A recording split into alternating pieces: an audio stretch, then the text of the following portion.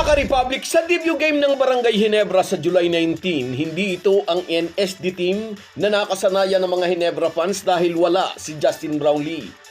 Instead, ang former NBA G League forward na si Riley Grigsby muna ang magiging import ng mga mag-aalak. Inaasahan na isang mainit na laban ang ibibigay ng Phoenix kontra sa mga bataan ni Team Cone. May axe to grind ang LPG Masters laban sa Gin Kings dahil sila ang sumibak sa mga ito sa Commissioner's Cup quarterfinals. At sasago pa ang ito unang makikilatis ang husay ng bagong Ginebra import. Pag-uusapan po natin yan, pero bago ang lahat ay maglalambing po ako sa inyo na isubscribe ninyo itong ating channel at kung di masyadong makakaabala ay i-like at paki-share na rin ninyo. Malaking bagay po yan sa aming mga vlogger. Maraming salamat. Mga ka-Republic, aware si Riley Grigsby sa laki ng sapatos na kailangan niyang punan bilang Ginebra import dahil itinuturing na PBA legend ang import na pansamantala niyang papalitan. Alam ni Riley Grigsby, 7-time PBA champion at 4-time best import ang Ginebra resident import. Siya muna ang aako sa role ni Justin Brownlee habang ito'y nagpapahinga upang pagalingin ang mga injuries na natamo sa mga nagdaang laban. Mabigat agad ang labang haharapin ng Barangay Ginebra, lalo na si Riley Grigsby bilang import ng Gin Kings dahil isang NBA veteran ang kanyang counterpart. Sa unang laro ng Phoenix kontra Magnolia ay nagpakitang gilas agad si BJ Johnson. Umiskor ito ng 34 big points kontra Hotshots upang pangunahan ng LPG Masters sa pag-angkin ng kanilang unang panalo, 98-86. Bentahe para sa Phoenix import na natantyanan nito ang physicality sa PBA games at ang klase ng tawagan ng mga referees. Ngunit huwag kakalimutan, kahit hindi pa natin napapanood ng personal ang estilo ng laro ni Riley Grigsby, sinabi ni Coach Tim Cone na highly recommended ang NBA G League forward na mga dating coach nito. Mas bata ng 2 taon kay Justin Brownlee nang unang tumapak sa PBA. 28 years old noon si JB, replacement import din para kay Paul Harris. Hindi rin matunog ang pangalan noon ni Brownlee, pero unang tapak pa lang niya sa liga agad niyang pinangunahan ang Ginebra upang sungkitin ang titulo noong 2016 Governor's Cup. Iyon ang tumapos sa 8-year title drought ng Gin Kings. Mula noon, si Brownlee na ang naging pundasyon ng Ginebra sa bawat import-laden conference. Ngunit sabi nga, nakikita na natin ang latay ng mga taon sa edad ng Ginebra resident import. Kailangan muna siyang magpahinga. At sa pagpasok ng 26 years old na si Riley Grigsby, may kakaibang timpla na ihahain si Coach Tim Cone. Ano ba ang kaibahan ni Grigsby kay Justin Brownlee?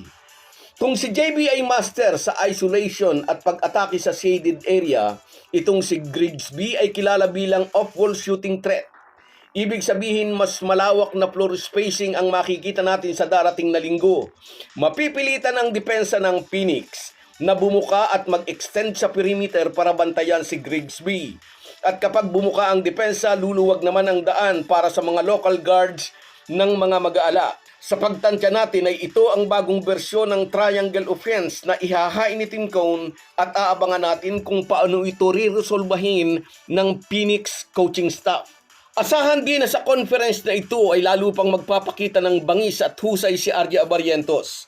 Nanalo bilang best player of the conference sa nakaraang conference, mataas ang kumpiyansa ngayon ni RJ. Katuwang sina Stephen Holt at Scottie Thompson, nakikita natin solid ang backcourt ng Gin Kings at nariyan pa rin si Nards Pinto na malaki ang naging role nang sungkitin nila ang kampyonato sa nakaraang Commissioner's Cup. Marami ang nagkokomento at nagpapakita ng discontentment sa short rotation ni CTC. Hindi raw nabibigyan ng playing time ang mga bagong salta sa Ginebra, katulad ni Sonny Steele, Jan Abis at Ken Marcarino. Ngunit ngayong season-ending conference, habang nagre-recover pa rin si Scottie Thompson mula sa hamstring injury, siguradong mabibigyan ng mahabang minuto yung mga dating nagbubutas ng bangko. Naiintindihan naman natin na si Ken Marcarino ay kagagaling lang din sa injury, kaya hindi agad siya pwedeng isabak sa matinding bakbakan. Isa pa, hindi pa niya kabisado ang triangle system. Ngunit sa conference na ito, inaasahang dahan-dahang i-integrate si Carino sa sistema ni Tim Cone. habang pagagaanin ang minute load ni Japet Aguilar. 39 years old na si Japet at ayaw man natin nalalapit na talaga ang kanyang pagriritiro. Dito pumapasok ang kahalagahan ni Ken Marcariño sa kupunan ng Ginebra. Sa height na 6'9", napabilang siya sa All-Defensive Team at All-Rookie Team noong 2024. Habang minamanage ang minuto ng nagkakaedad ng si Japet Aguilar, hindi mawawala ng rim protector ang Ginebra kahit nagpapahinga ang Ginebra team captain. Sa linggo, July 19, makikita natin kung ano ang mga pagbabagong i-implement ng coaching staff sa sistema ng Ginebra. At kung ano man ang mga pagbabagong iyon, magtiwala lang tayo sa proseso at diskarte ni Coach Tim Cone. Nasa kanya ang lahat ng karapatan dahil kapag cha-champion lang ng Ginebra. So guys, yan lang muna.